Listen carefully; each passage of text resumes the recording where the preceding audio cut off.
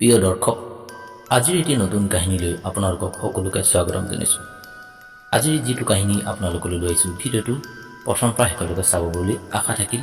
তেতিয়াহে নিশ্চয় আপুনি কাহিনীটোৰ ৰোমাঞ্চটো পাব। এখন সৰু গাঁও, শান্ত আৰু নিৰিবিলি। সেই গাঁৱৰ একেটা মুকলি পথেৰে সোমাই গৈছে সুকোমল এজাক বতাহ।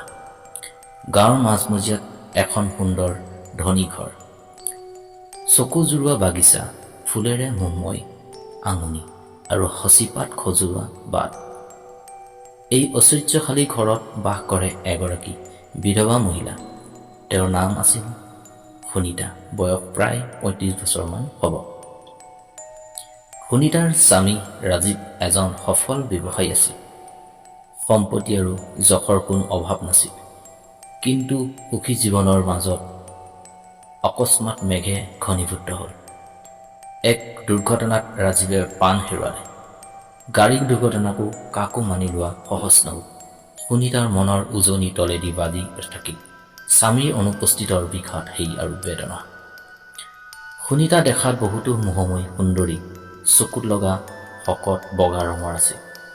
তেওঁৰ স্বামীক হেৰুৱাৰ পাছত তেওঁৰ জীৱনটো যেন থমকি ৰ'ল। তেওঁলোকৰ পুত্ৰ সন্তানো নাছিল, কেৱল নীৰৱতাৰ লগত তেওঁৰ সংসাৰ। যদিও ৰাজীৱৰ সম্পত্তিয়ে তেওঁক কোনো অভাৱত পেলোৱা নাছিল, তথাপিও মনৰ শূন্যতা আগৰ দৰে দৃঢ় হৈ থাকিল। এদিন সুনীতাই চিন্তা কৰিলে, অফিচলৈ অহা যোৱা কৰাটো সহজ কৰাৰ বাবে এজন ড্ৰাইভাৰ নিযুক্তি কৰিব। বহু প্ৰচেষ্টাৰ পিছত এজন ২৫ বছৰীয়া সুন্দৰ ল'ৰা এজন বিচাৰি পালে। তেওঁৰ নাম আছিল অমিত। তেওঁ কামৰ বাবে আহিছিল। সদায় হাঁহি মাৰি কথা পাতি থকা অমিতৰ চহিদুল দৃষ্টি আৰু সৌজন্যময় আচৰণে সুনীতাৰ হৃদয়ত কিবা এটি কোমল স্পৰ্শত পৰিব ধৰিলে। দিনে দিনে দুয়ো একেই গাড়ীৰে যাত্ৰা কৰাত ইজনে সিজনৰ বিষয়ে জানিবলৈ ধৰিলে। দুয়োৰে মাজত বুজাবুজি আৰু ভালপোৱা জন্মিল। সুনীতাৰ অন্তৰত যি শূন্যতা আছিল, তাৰ ঠাইত আকৌ নতুনকৈ আশা উদয় হ'ল। এদিন সন্ধিয়া বৰষুণৰ সেমেকা বতাহে বাহিৰখন আৱৰি ধৰি থাকোঁতেই দুয়ো ঘৰলৈ উভতি আহি আছিল। পানীৰ টোপালবোৰে দুয়োকে সেমেকাই পেলালে। সুনীতাই ঠাণ্ডাত কঁপি থকা অমিতক ওচৰলৈ টানি নিলে। সেই স্পৰ্শত মনৰ অতল গহীন তলেদি ভালপোৱাৰ ধ্বনি বাজি উঠিল। লাহে লাহে অমিত আৰু সুনীতা দুয়োৰে হৃদয়ৰ বাধা বিলীন হ'ল। ভালপোৱাই তেওঁলোকক শাৰীৰিক আৰু মানসিকভাৱে লগ লাগি পেলালে। সময়ৰ সোঁতত সুনীতা গৰ্ভৱতী হোৱাৰ খবৰ দিলে। আনন্দ আৰু গদগদিত অমিতৰ চকু পানী গ'ল।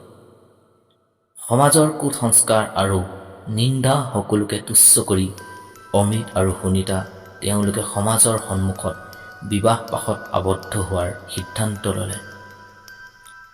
গাঁৱৰ মানুহৰ কটু মন্তব্য গুজবৰ মাজতো তেওঁলোকৰ ভালপোৱা দৃঢ় আৰু অবিচল থাকিল। সুনীতা প্ৰেমত পৰাৰ আগতে অমিত এজন মানুহৰ মৃত্যুৰ সন্দেহত অভিযুক্ত হৈছিল। যদিও তেওঁৰ ওপৰত কোনো প্ৰমাণ নাছিল, কিন্তু সমাজে তেওঁক দোষী বুলি ধৰি লৈছিল। এটা অজ্ঞাত ফোন কল আৰু এখন চিঠিয়ে অমৃতক আকৌ তাতোতকৈ ডাঙৰ বিপদৰ সন্মুখীন কৰিলে। চিঠিখনত লিখা আছিল, তুমি যিমানেই আগবাঢ়ি যাবা, অতীত তোমাৰ পিছ ল'ব। সুনীতাই এই কথা জানিব নোৱাৰিছিল, কিন্তু অমিতৰ চকুত তীব্ৰ ভয়ৰ ছাঁ হৈ পৰিছিল। এদিন গাঁৱৰ ঠায়ে ঠাইত উকলি উঠা গুজব সুনীতাৰ কাণলৈ আহিল। তেওঁক ক'বলৈ ধৰিলে, অমিত এজন দোষী, তেওঁ গোপনে গাঁৱলৈ লুকাই আহিছে। কিন্তু সুনীতাই মনতে দৃঢ় প্ৰতিজ্ঞা কৰিলে যে তেওঁ অমিতৰ পাশে থাকিব। অমিতে শেষত সত্য উদঘাটন কৰিলে। তেওঁৰ ওপৰত থকা অপবাদ মিছা আছিল। দুষ্ট লোকে ষড়যন্ত্ৰ ৰচি তেওঁৰ ওপৰত অপবাদ দিছিল।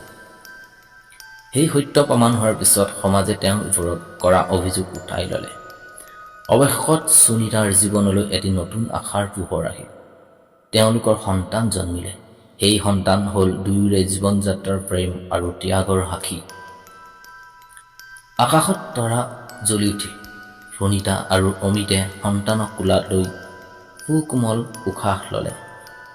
জীৱনক আকৌ নতুনকৈ অনুভৱ কৰি সুখ দুখৰ মাজেৰে আগবাঢ়ি গ'ল তেওঁলোকৰ কাহিনী। প্ৰিয় দৰ্শক, আজিৰ এই কাহিনী শুনি আপোনাৰ মন কেনে লাগিছে নিশ্চয় কমেণ্ট কৰি জনাব।